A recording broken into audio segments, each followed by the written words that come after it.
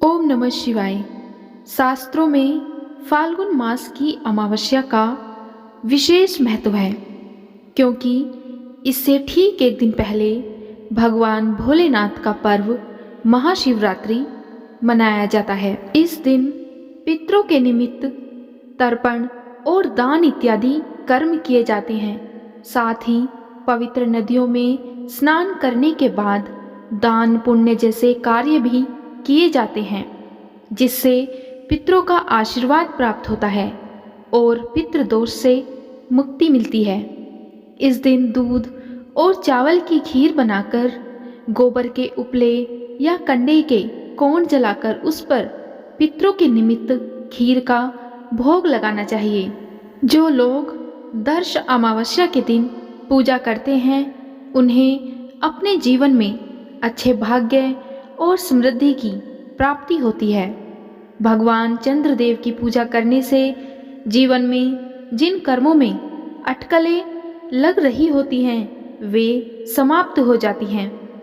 इस दिन भगवान चंद्रदेव की पूजा करने का भी विशेष महत्व माना जाता है। फाल्गुन मास की अमावस्या को दर्श अमावस्या के नाम से जाना जाता है। आज हम सुनेंगे दर्श अमावस्या की व्रत कथा और अमावस माता की व्रत कथा। इसीलिए वीडियो में अंत तक अवश्य बने रहिएगा। प्राचीन काल में 12 सिंह आत्माएं थीं जो सोम रस पर रहती थी।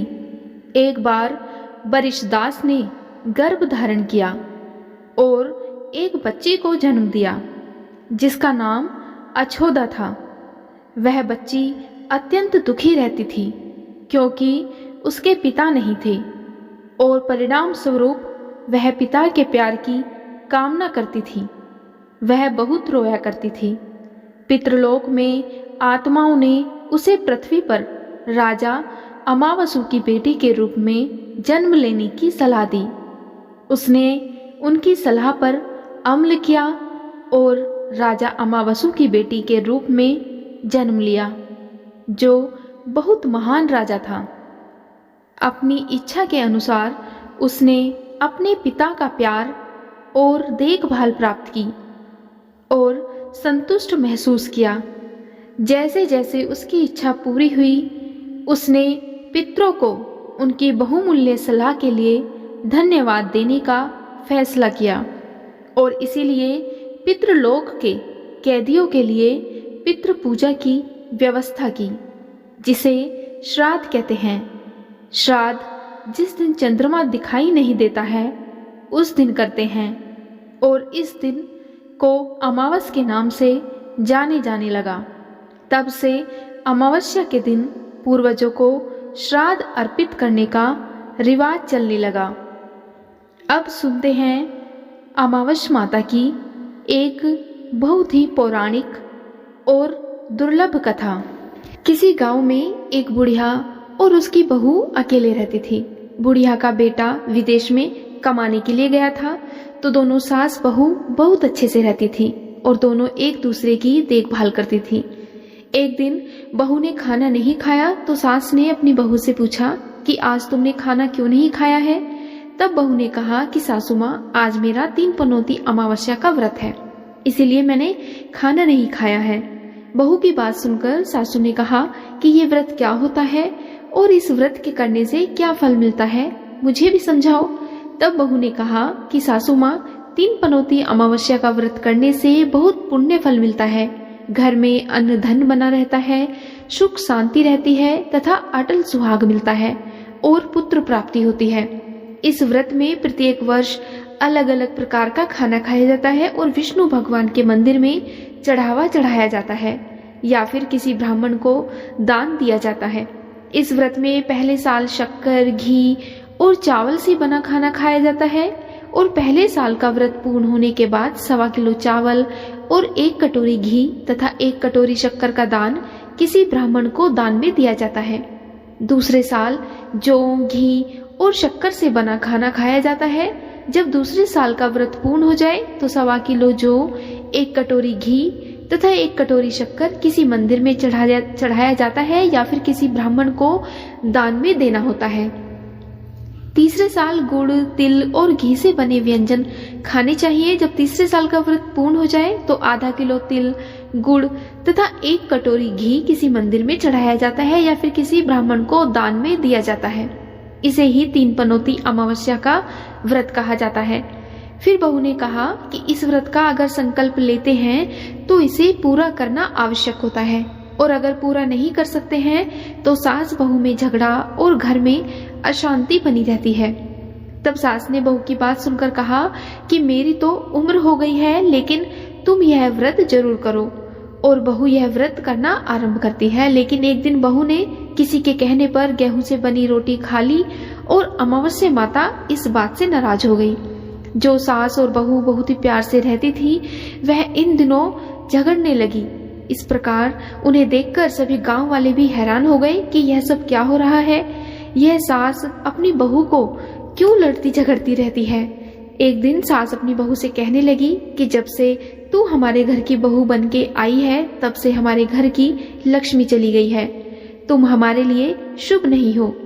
तब बहू ने कहा कि आपके घर की लक्ष्मी चली गई है तो कहाँ मिलेगी, मुझे बताओ, मैं लक्ष्मी को लेकर आऊंगी। तब सासू ने कहा कि लक्ष्मी तुमको समुद्र के बीच में भगवान विष्णु के पैर दबाते हुए मिलेगी।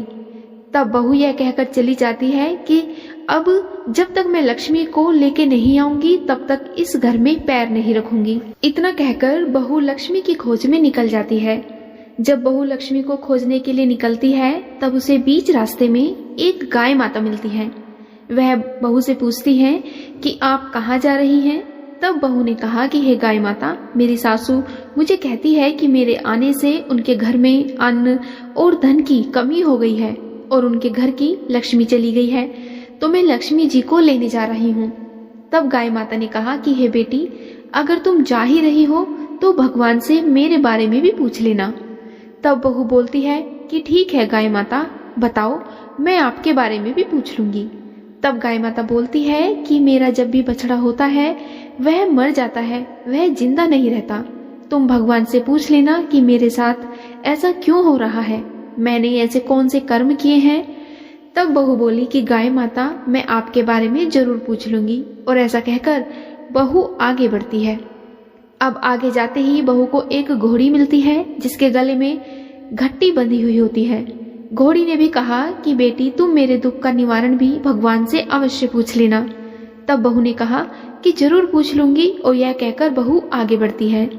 आगे जाते ही बहू को एक अंधा और एक बहरा बुजुर्ग मिलता है। वह भी बहू से अपनी समस्या भगवान से पूछने के लिए कहता है। तब बहू उसकी समस्या भी भगवान से पूछने का कहकर आगे बढ़ती है। आगे जाते ही बहू को एक बूढ़ी औरत मिलती है जो हाथ और पैर से अपाहिज होती है। वह भी बहू से अपनी समस्या भगवान से पूछने के लिए कहती है। तब बहू उसके समस्या को भी पूछकर आने के लिए तैयार हो जाती है और आगे बढ़ जाती है। आगे जाते ही बहू बहुत थक जाती है और एक आम के पेड़ के नीचे बैठ जाती है।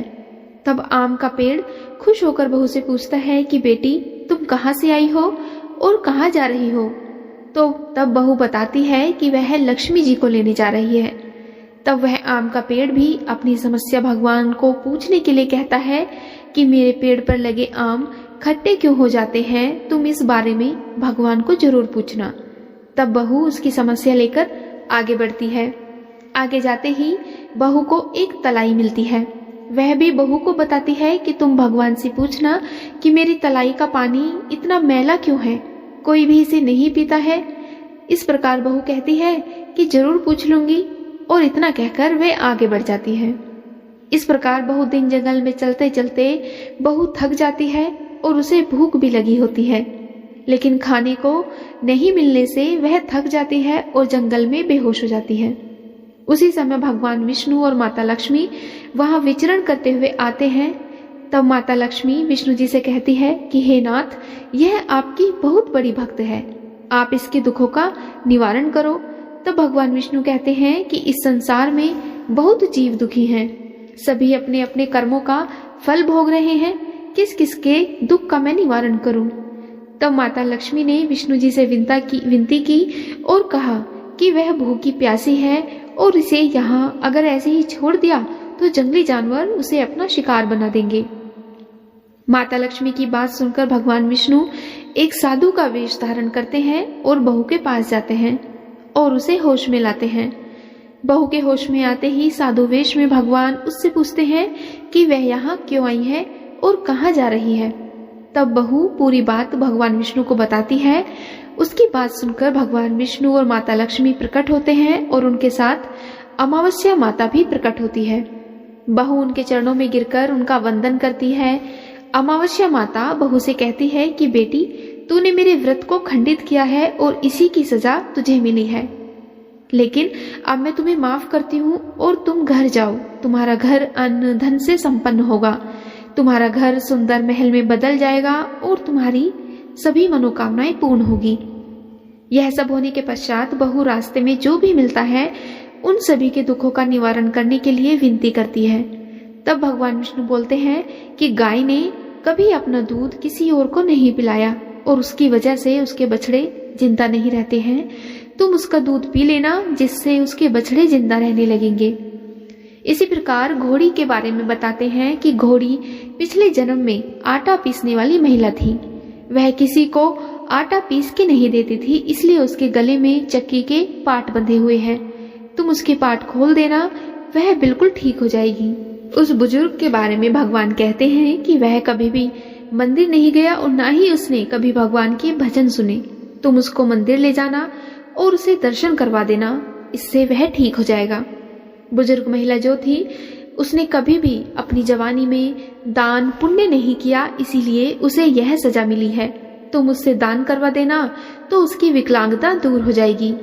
इसी प्रकार उस आम के पेड़ ने कभी किसी बच्चे को अपने आम खाने नहीं दिए, इसलिए उसके सभी आम खट्टे होते हैं।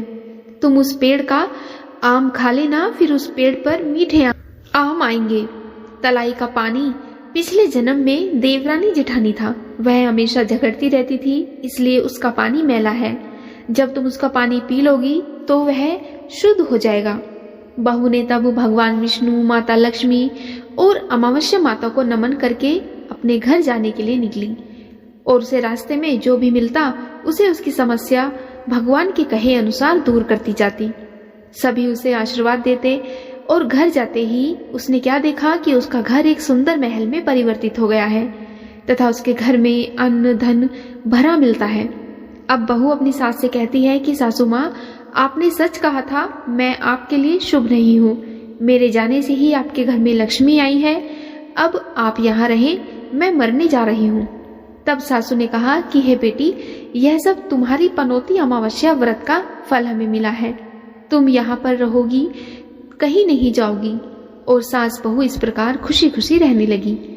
एक दिन बुढ़िया का बेटा भी विदेश से लौट आया और घर में जब उसने यह सब देखा तब उसकी माँ ने उसे यह सब बात बताई। इस तरह वह लोग खुशी खुशी रहने लगे और उनकी सभी मनोकामनाएं अमावस माता ने पूरी कर दी। इस प्रकार 3 पनौती अमावस माता की व्रत कथा संपूर्ण होती है। जो कोई भी भक्त पूरी श्रद्धा, पूरी निष्ठा और सच्चे मन से 3 पनौती अमावस्या का विधि विधान के अनुसार व्रत करता है, इसकी कथा पढ़ता अथवा सुनता है, उसकी सभी मनोकामनाएं अमावस माता अवश्य ही पूरी करती हैं। आज की वीडियो में इतना ही। उम्मीद है आपको आज की वीडियो अवश्य ही पसंद आई होगी। जय श्री कृष्णा, राधे राधे, ओम नमः शिवाय।